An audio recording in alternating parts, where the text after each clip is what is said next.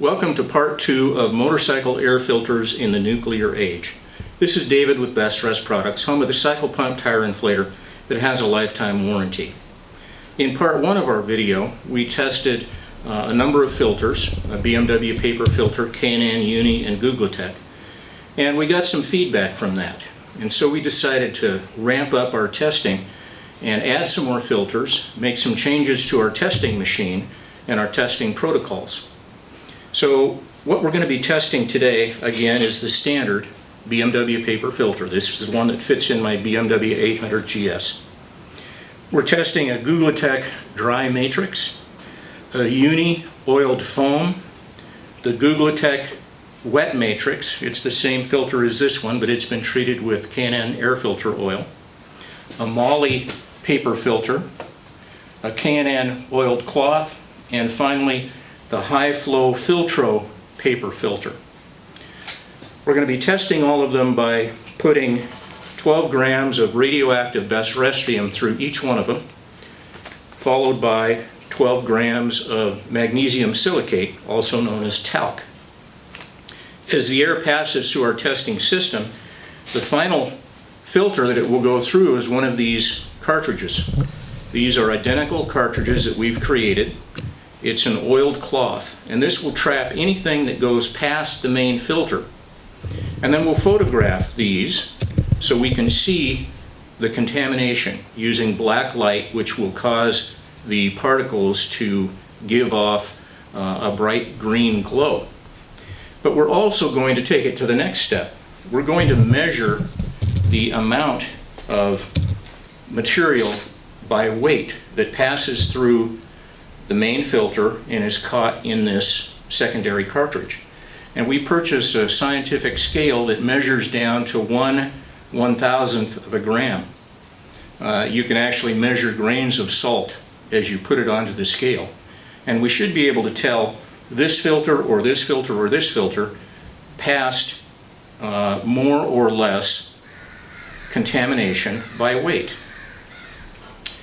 We're using a manometer, which is a vacuum gauge, and what we've done is we've taken test readings on my motorcycle to see what does the system actually produce or create in the way of vacuum. And we have that reading, which in this case is 0.028 inches of mercury.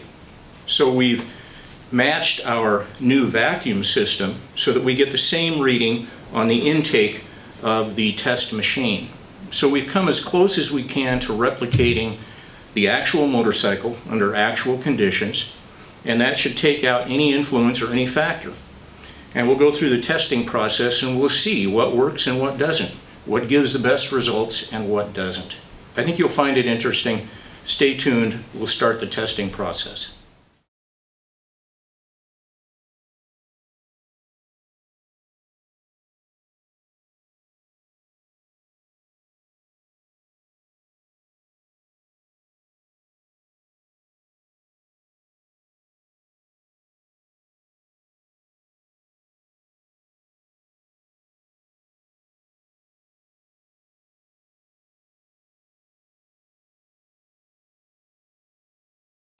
This is our BestRestium air filter testing system. What we've done with this box is we've replicated the air intake, the filter system, and the tube going to the engine in this box.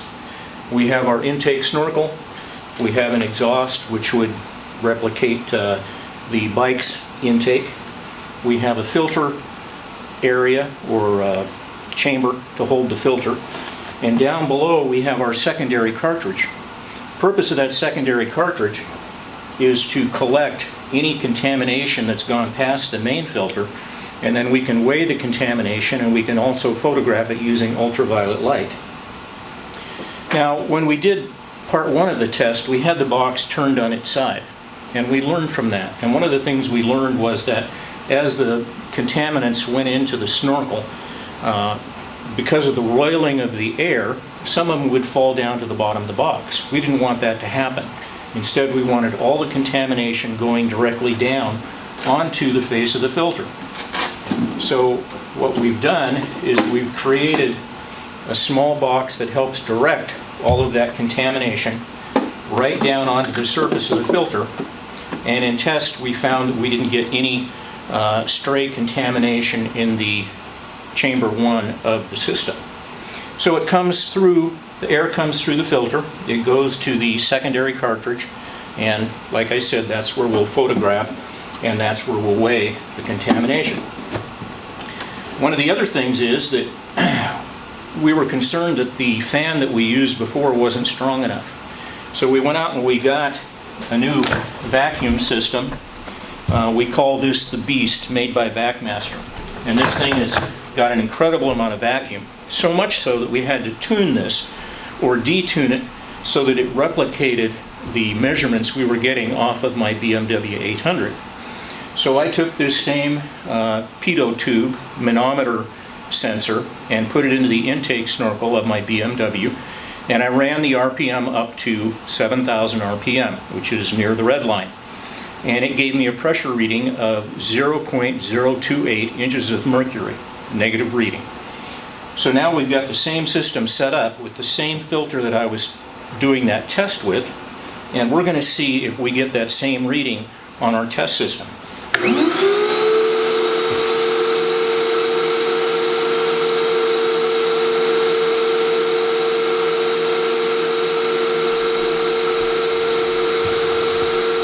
And we do, 0.027. So we have matched the intake negative pressure of the BMW motorcycle at 7,000 RPM.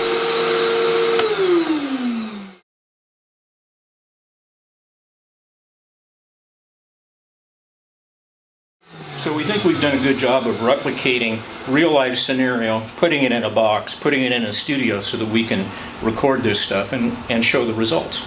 So let's go on to the testing. One comment on the use of this manometer. It's got two sensors. It can measure variations in pressure between point A and point B. But we're not going to use this sensor in the intake tube as we go through the testing process, because this number isn't really important to us other than to make sure that our vacuum was sucking properly. Instead, the pressure reading that we're really concerned about is after the air goes through the filter and goes through the secondary cartridge, and right down here we have a connection for the sensor, and that will tell us, number one, what was the flow of air before we introduced any contamination, and number two, how much contamination slowed down the flow of air in each filter. And we'll take the test reading before any contamination, and then we'll take the test reading after contamination.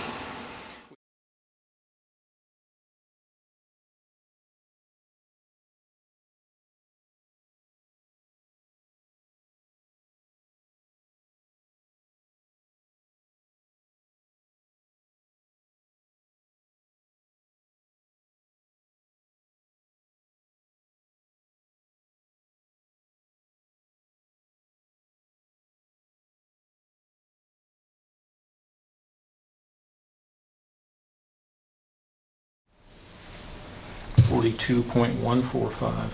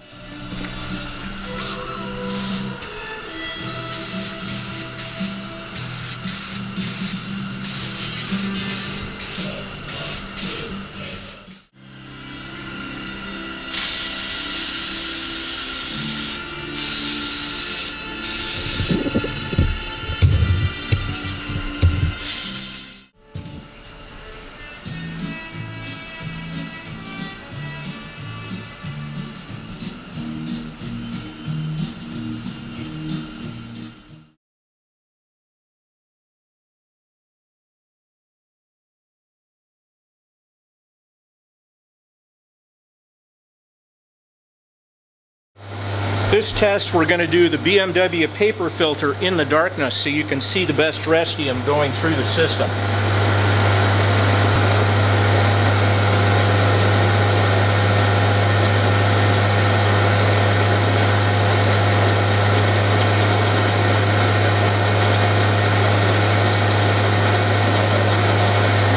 And let's put it on the far side.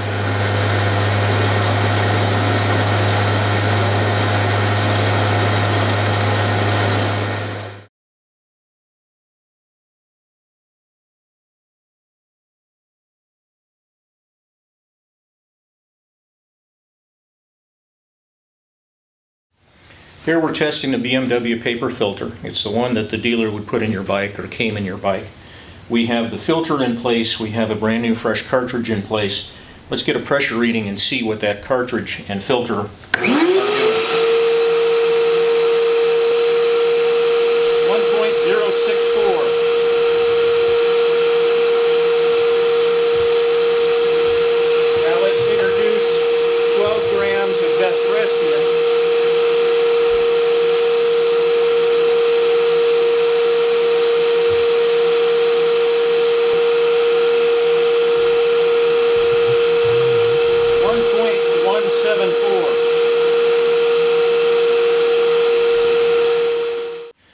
We've now replaced the cartridge, put in a fresh one. There's BestRestium in the filter already, but we have to see what the difference is in the various cartridges. The pressure reading is 1.044. Now we'll introduce 12 grams of talc.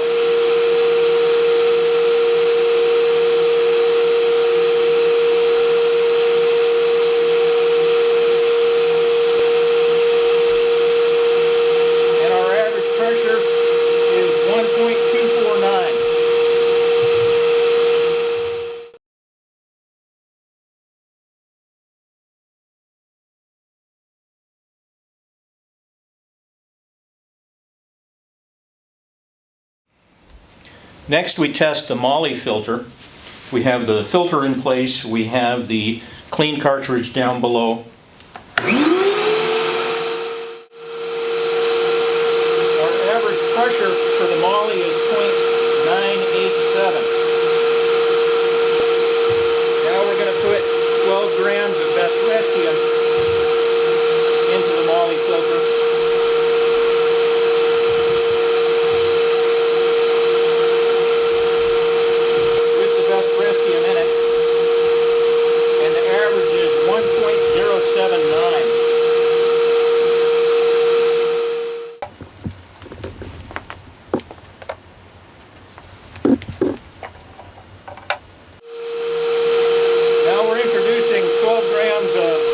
Micron talc into the moly filter.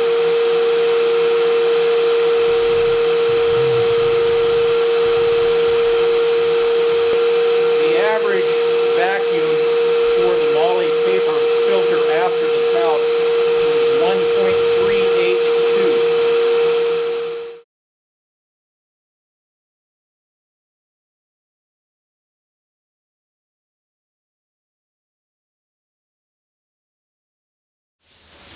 The next filter we'll test is the high flow or high flow Filtro paper filter. We have the cartridge in place, no contamination.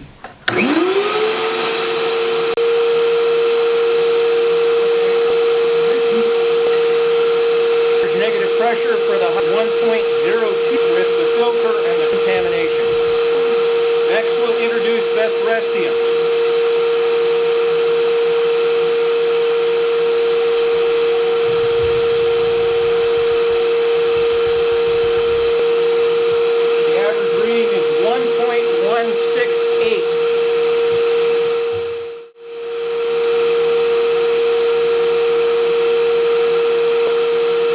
Now we'll introduce talc into the high flow air filter.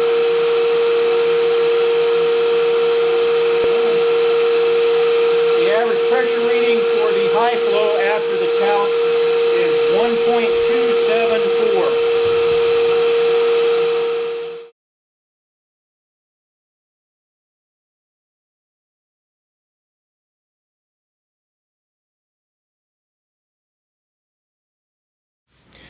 Next, we're doing the Uni Oiled Foam.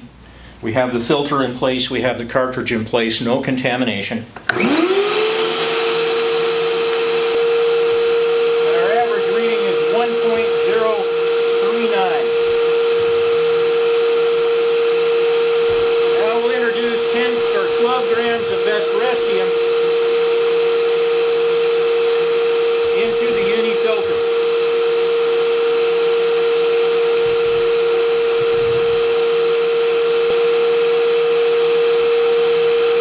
Pressure for the Uni filter after BestRest is 1.192.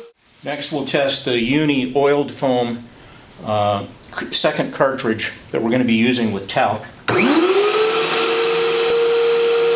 it's an average reading of 1.065. Next we'll introduce 12 grams of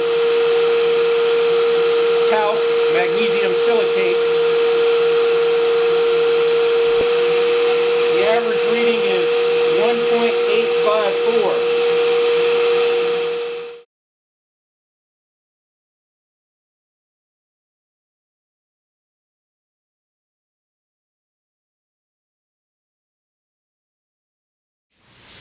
Next we're testing the Googletech oiled matrix, or wet, with the filter in place, no contamination, and a clean cartridge.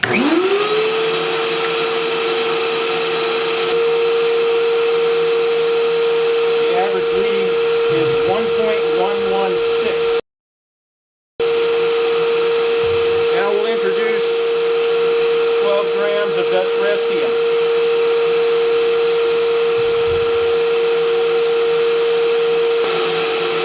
We have a pressure rating of 1.242. Next we're taking a pressure reading of the Googletech matrix. It's got BestRest in the filter, but we have a clean cartridge down below. We get a reading of 1.068.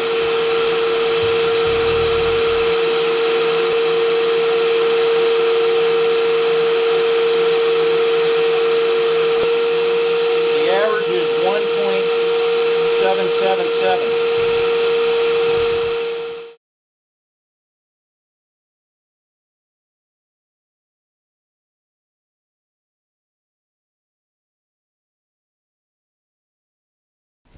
Next we're testing the K&N oiled cloth. We have the filter in place, the cartridge in place, no contamination. Let's see what we're getting for airflow. And our average negative pressure is 1.062. Now we'll introduce 12 grams of BestRest, 20 microns, 20 to 50 microns.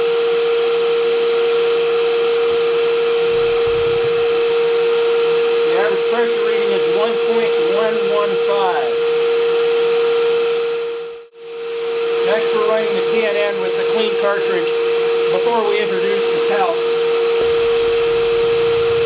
Get a pressure reading of 0.971. And now 12 grams of talc into the K&N.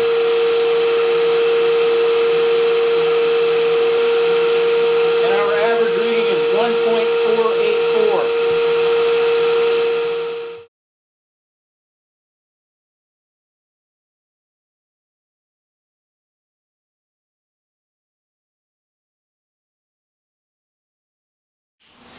Next we're testing the Googletech dry matrix. Filters in place, clean cartridge in place. Let's see what that clean cartridge does. 1.096.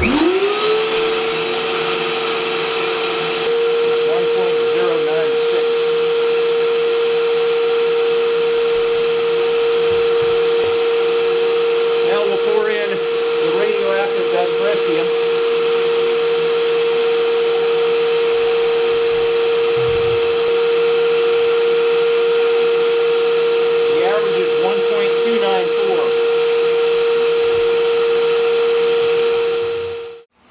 Next we're testing the Googletech dry matrix.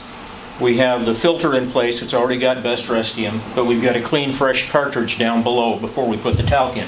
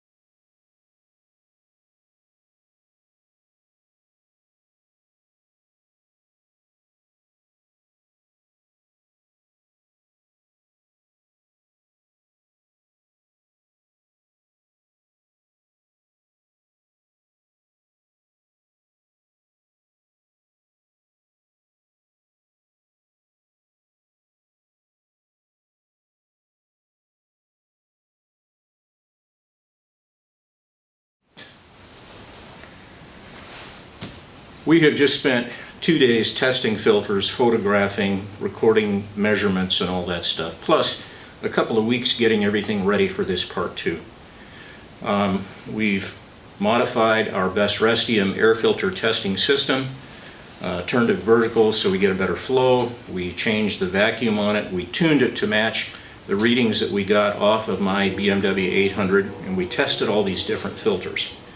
What we were trying to do is to replicate in the lab as close as we can to the actual conditions that we find on the bike. We tested BMW, Molly, High Filtro, K&N, Uni, and Googletech. And then using the same system, which we believe was fair, we came up with some conclusions. Now, why is air filtration such a big deal? There's really 3 things that wear out on the bike or need to be replaced. There's the tires, we all know about that. There's the oil, we all get our oil changed, and we want to make sure that we do that because that protects the engine. And we also want to change our air filter, which some people don't do until it comes time for the annual service or the 6,000 mile interval or whatever. And if you're riding on the street, that's probably okay. But if you're riding in extremely dusty conditions, challenging conditions, in the desert, on a trail behind a bunch of your buddies that are kicking up all this dust, then you're going to have to change your air filter more often. So, air filters. We have paper filters and we have reusable or washable filters of either cloth or foam or matrix. But we concluded that the types are different. They do different things and they work different ways. All the paper filters can only be used once and then you have to throw them away. All the reusable washable filters can be used over and over. You clean them, you re-oil them if you're using oil on it, and you continue to use the filter. Let's talk about price for a moment. We have a BMW filter, that's $32.50. We have a high flow filter, that's $13.14. And we have the Molly, that's $12.07.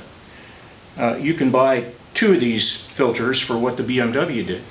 And actually, when we did the testing, what we found is that these 2 filters, the Molly and the High Filtro, performed every bit as good as the BMW, and you can look at the results in our charts afterwards.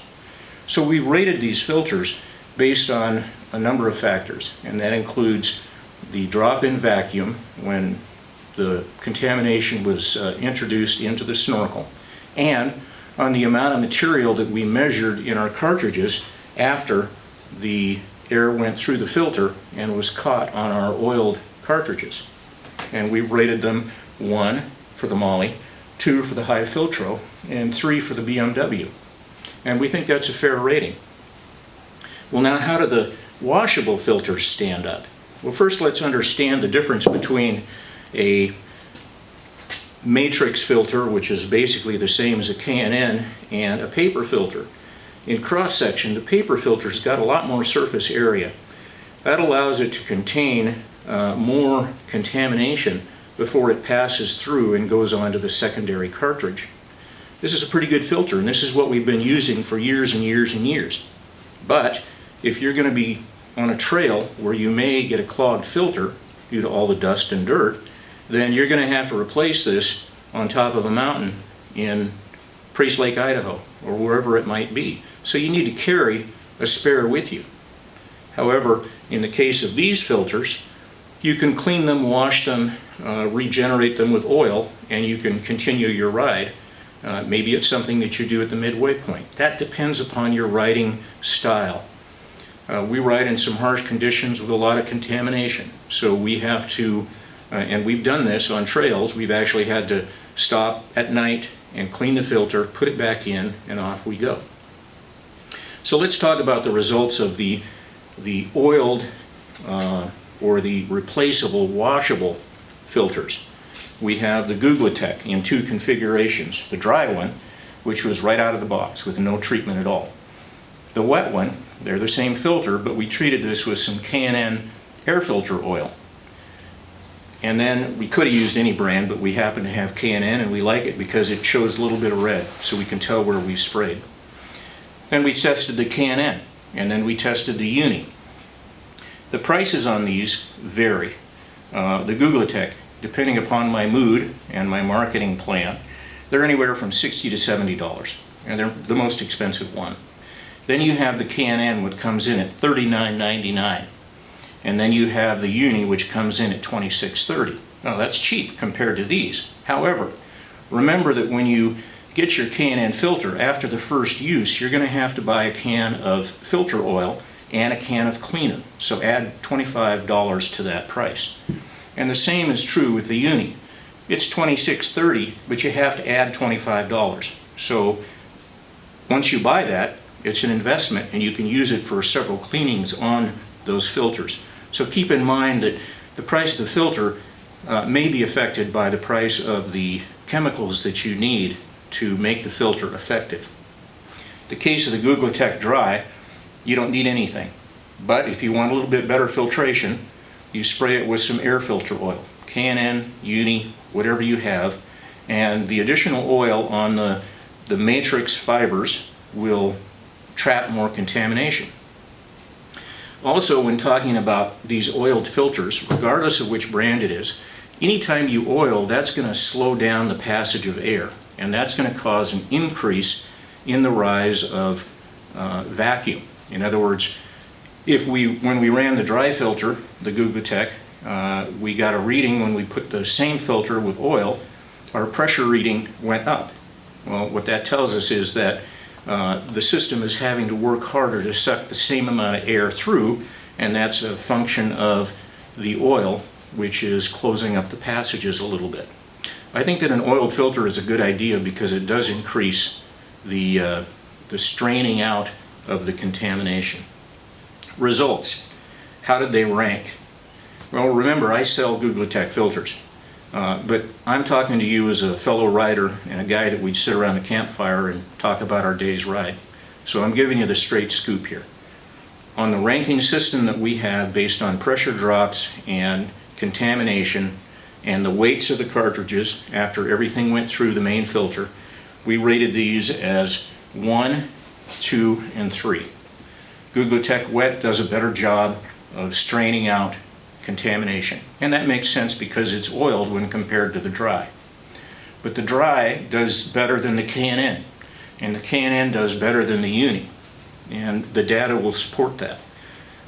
When we look at the filters, the face of the filters, we can see all the contamination on the face, but really the thing that tells us the story is what we see on these secondary cartridges. And you'll see those pictures if you continue watching this video.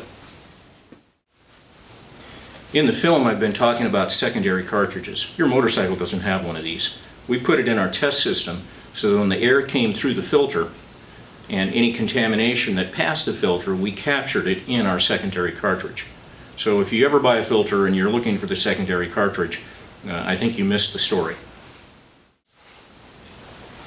There's a lot of talk about high flow air filters. I'm not talking the brand, I'm talking about filters that pass a lot of air. And certain companies hang their hat on the fact that they move a lot of air through the system. And that's great. Your engine needs air. It needs at least as much air as a paper filter will pass, and the engineers have determined that it needs X volume of air, and these all do good. In fact, all of these do pretty good in passing air. But the concept of trying to get maximum airflow so that you can get maximum power is an urban myth. If you have maximum airflow, there's no filter. Everything goes through and you get all the air, but you also get all the contamination.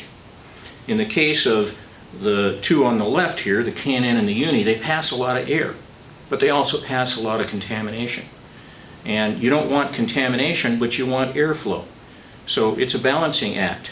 I believe that both the K&N and the Uni sacrifice filtration at the expense of airflow. That's my opinion. It's supported by the data that I've seen, and you'll have to make up your own mind. So you want to find something that does both. It filtrates and it passes air. I believe that the Googletech does a pretty good job. If I was riding on the street, I'd put in a dry Googletech. If I'm riding up in the hills and doing the adventure rides that I do, I'm going to be running a Googletech wet filter. it's been oiled with the air filter oil. Now that's my opinion, and I wouldn't steer you wrong intentionally, but my opinion may not be the conclusion that you come to. Well, we've had fun doing this, but it's been a lot of work. You can see from all the setups, and Steve took some still shots of our lab. We put our heart and soul into this, and I hope that we came up with some usable information that will help you make a purchasing decision. Thanks for watching this video. I know it's long and perhaps boring, but we're trying to give you all the data. Our next video, we're going to be testing to see how soil saline seep affects traction on a knobby tire. This is David with BestRest Products, home of the cycle pump tire inflator that has a lifetime warranty. We'll see you on the trail.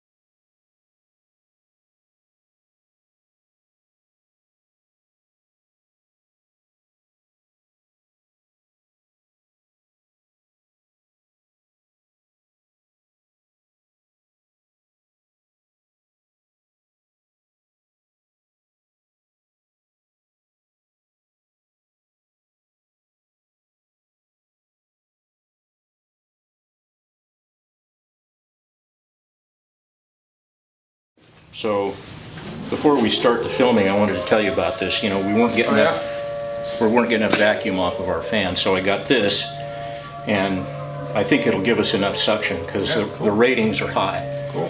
So, in fact, we may have to modify it.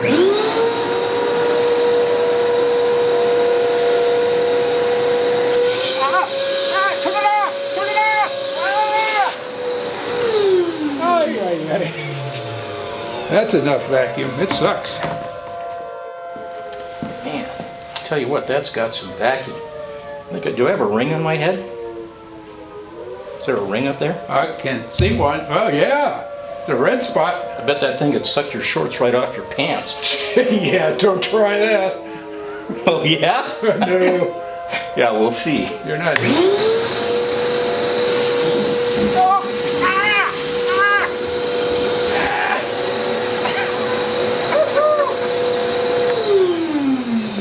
What happened, Dave?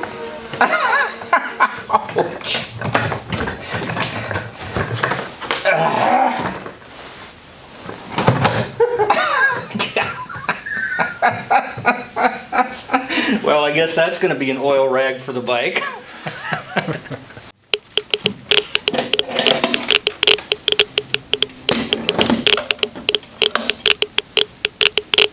Uh-oh. I'll prove a point to you. Isn't gonna happen. I'll get my Geiger counter.